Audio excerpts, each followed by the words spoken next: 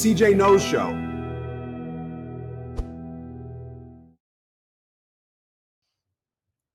Well, welcome back. I say welcome back because it's part two of Stacey Hoaglund, president of the Autism Society of Florida. Let me tell you, Stacey, it was a pleasure speaking with you in the last segment, and I'm learning a great deal. My gosh, I don't think you probably have much time on your schedule because you're running to Tallahassee, helping change the laws, moving people, inspiring people, educating people. Let's continue this conversation. I think tell us a little bit more about your work with the Autism Society and your work in general, because I know it's so important. What do you want to talk about today?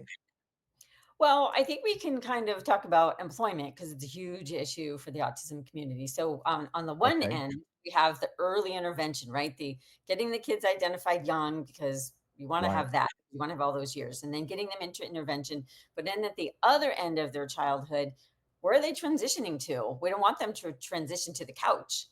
And so that takes a lot of effort. Families have to work with their schools and an organization called Vocational Rehabilitation that Right. provides free job coaching to our families, to the individuals with autism. But a lot of times, just like within the school system, people don't know about the resources that are available to them. And very sadly, across this country, we're still looking at an 80%, 80 to 85% unemployment rate for adults with autism, which is insane to me because so many of them are extremely talented, but yet so many industries, I think it really comes down to fear. They're thinking, what is this person going to do? They have autism. Right. They might disrupt our apple cart. They might say something that's inappropriate. They might do something. And so they won't take a chance, which is really sad because so many companies that we've talked to that do, they take that chance. They come back and tell us, oh my gosh, he is my best worker. He doesn't care about taking breaks. He doesn't care about socializing. He just comes in and he wants to get his work done. So it's so great for both the company because we we don't want charity. We're not asking for charity. We want the person to become a tax-paying citizen, just like all the rest of us.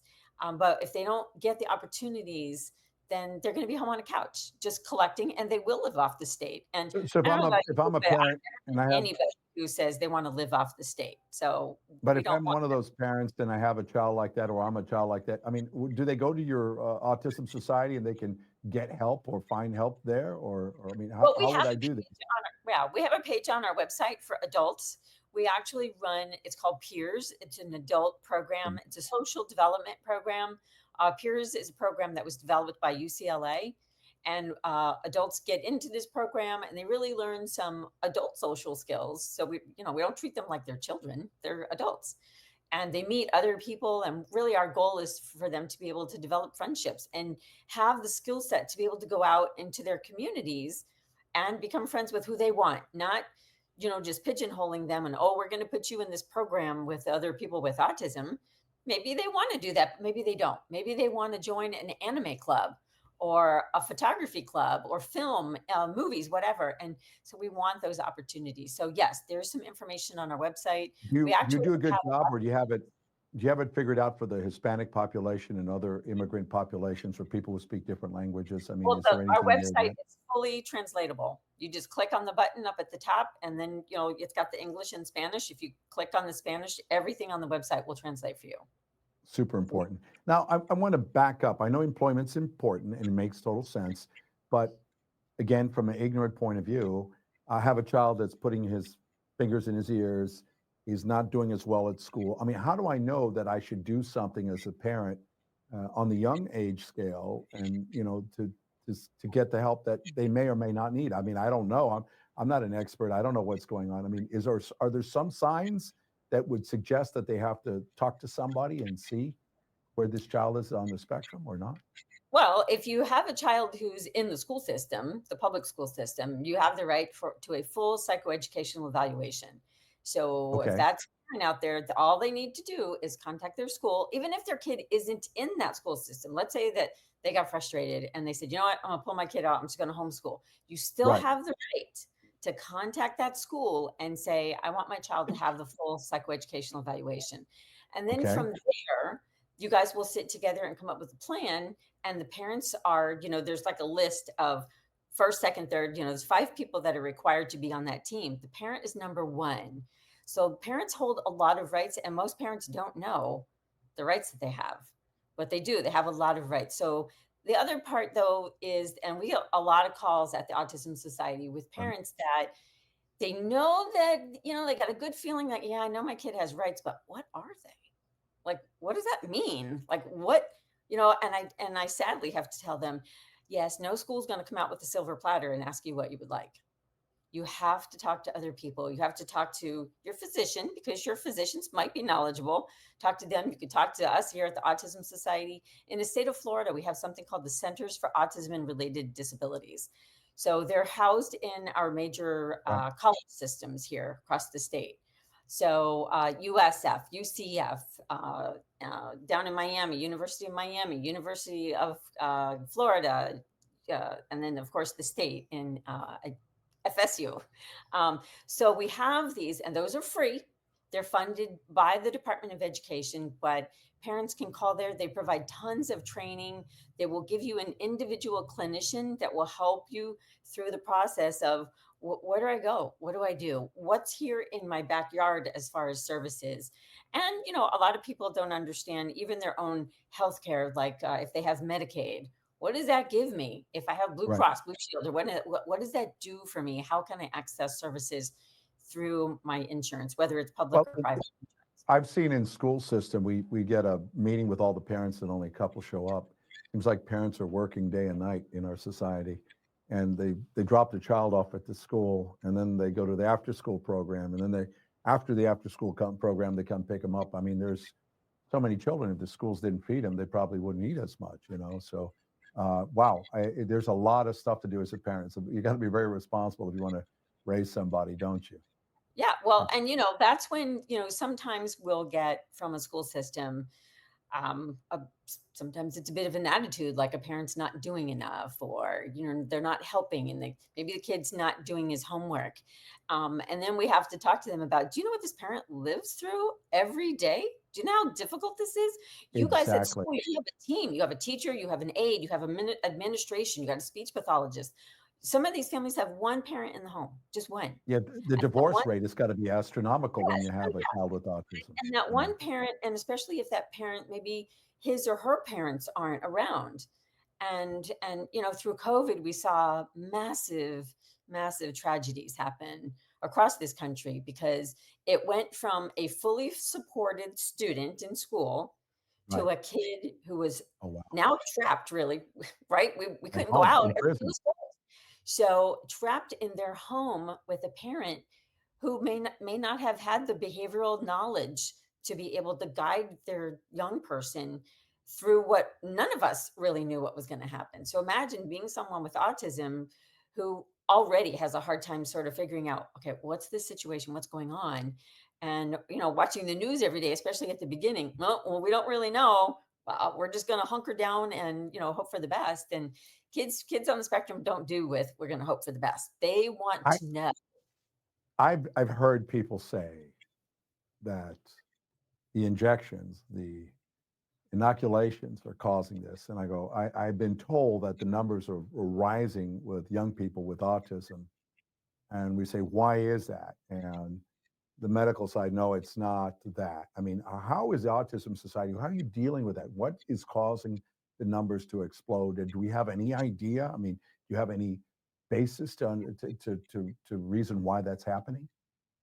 Well, so a couple things. For one, yeah, I mean, we're at 1 in 36. That's the number with autism across the Wow. country, right? And every time the CDC does a new poll, it gets even greater. So the numbers are most definitely going up. Now, part of that is that our physicians are getting better at diagnosing. So True. that's certainly viable. However, the kids that we would not have missed before, so the kids who have what we refer to as classic autism, so not able to verbally communicate, have a lot of stereotypical behaviors, maybe hand flapping, delayed cognition. Those kids we wouldn't have missed before. The kids that we're getting better at diagnosing are the kids at the other end of the spectrum. The kids who we would have looked at before as a little quirky, right? They're just a little quirky. But those are those kids. So we're getting better with those in diagnosing. But these other kids, there's more and more of them. Now, as advocates, we want research everywhere. And Right. so we want to be able to, not leave a stone unturned kind of thing. There's definitely conflicts within even the autism community over Right. vaccines. You'll have some families that will just flat out say, this caused my child's Right. I've autism. seen that. I go, wow, how do you know that? You know? Right, and then you'll see here another one that will say, "Oh, no way, no way. We were already having some of these challenges." And so and there are kids with autism who didn't get any vaccines. Oh, there are. So So it's genetics as oh, well. yeah, so, you can't, whether you believe that the vaccines are a culprit or not, you have to know that if that was it, that cannot possibly be the only it, because there Right. are kids with autism who didn't get any vaccines. Now, there are people even outside of autism who have negative effects to vaccines. Sadly, there are some children who begin having seizures upon getting vaccines, and not autism. Just that's their bodies. Every body is different, right? Our makeup, our chemical makeup. Some of us, like for me, if I take a Benadryl, like if you take a Benadryl, you might go to sleep. Me, I'm pacing the house, right? So I have a very different reaction to something as basic as Benadryl. And so, there are some children who experience that with vaccines. And, the part I think that gets parents really upset is that for decades now, it was actually when President Reagan was in the White House that Right. there came about where you can't go after the CDC for negative impacts of vaccines. So I think that kind of contributes to a little bit of that as well, because it's almost like oh, they sabotaged us. Like, Well, I think, if you think about it, government's worried about the overall group, not just the individuals. So you will have people that pay the price, but the tension is that if we don't do this, then we're going to have a worse situation where more people will die or be affected. I just it's worry that we won't get the polio shots. We won't do the things, that are Yeah, important no, to keep our society. really I've the been one inoculated. shot I don't know. yeah, the one shot that the most, and this was, I'm going back 20, I don't know, it was probably like 25 years ago when that first big piece of research came out on it that was going down that pathway. Right. It was about the MMR vaccine, that in particular, because there was some studies that found after the injection that there were like actual a measles virus developing in the ileum, which is part of our digestive system. So that was really the trigger to kind of getting all that stuff going. But it's Now, very said, even within the autism community, Was that addressed? it's hot. Was that Huh? was that addressed?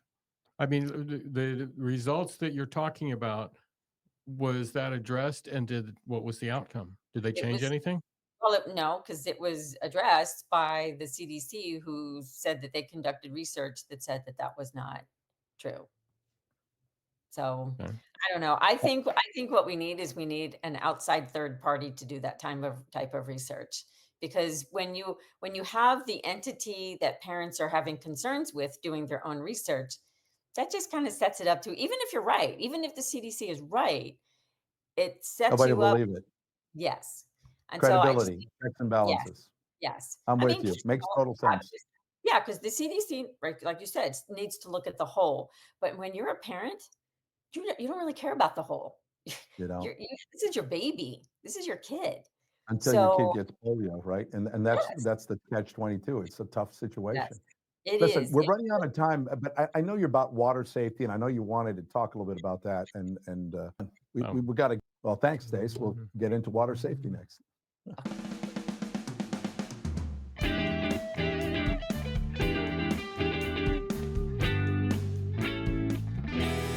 The CJ Knows Show